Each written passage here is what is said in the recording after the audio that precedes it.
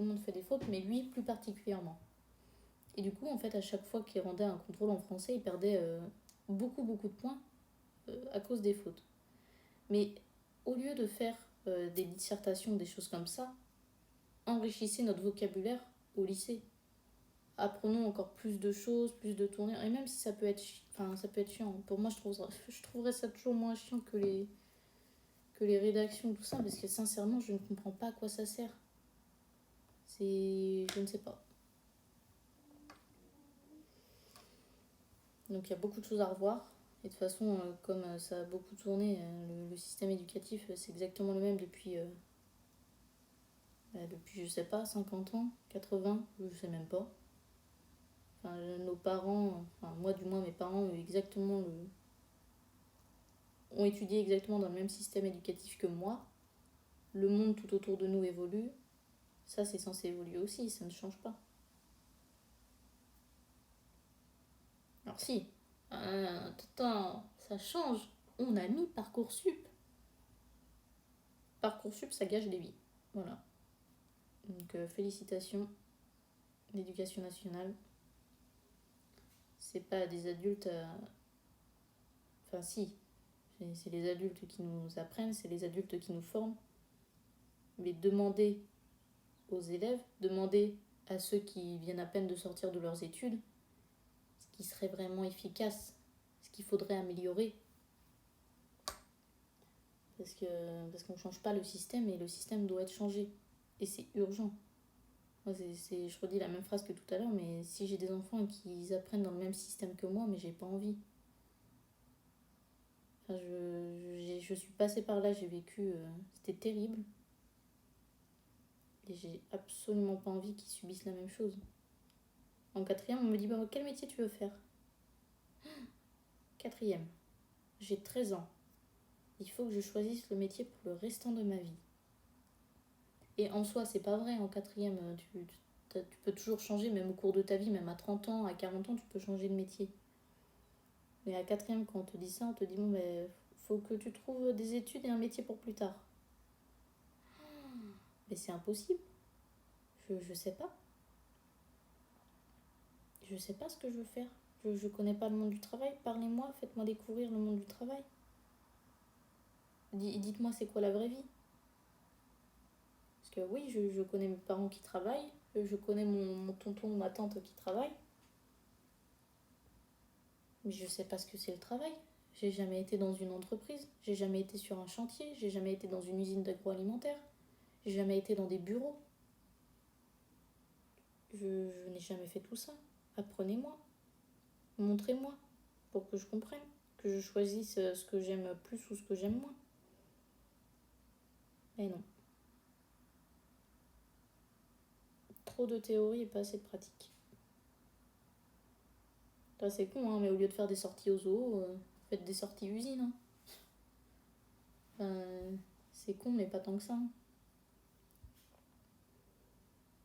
Je me souviens, on avait été visiter, c'était comment un centre de tri, où on incinère les déchets, on trie les cartons et tout. On avait fait ça, ça devait être en collège. C'est la seule visite, entre guillemets, de travail qu'on a fait. Alors certes, ça sentait pas très bon, mais au moins tu voyais la réalité.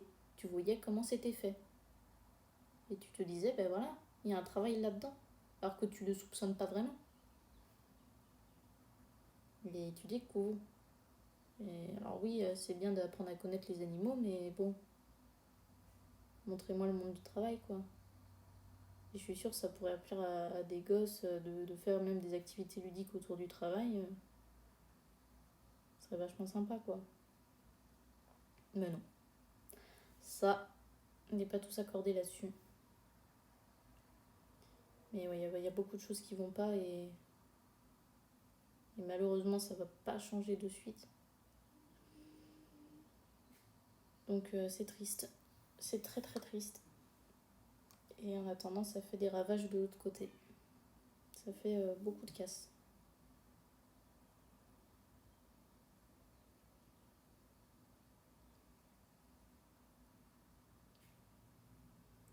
C'est briser les rêves des enfants. C'est comme souvent on entend dire les petits, tiens, j'ai envie d'être vétérinaire et tout.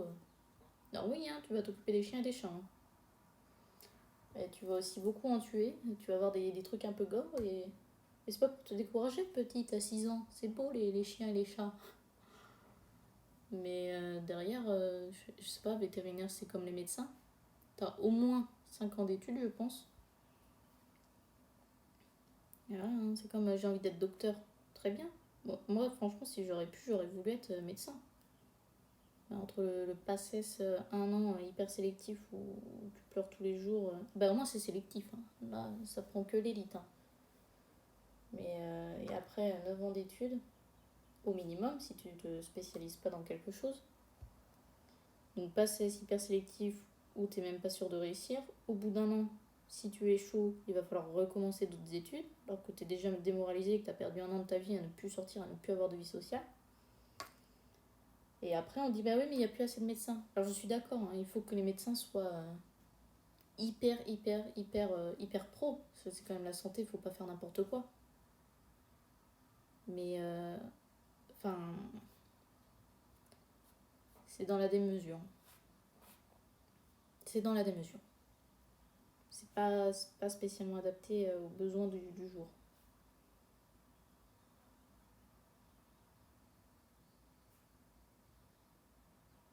Et il va y avoir des répercussions parce que pour le moment ça va, hein. Mais bon, pareil, emmener des gosses de 20 piges en dépression à cause des études,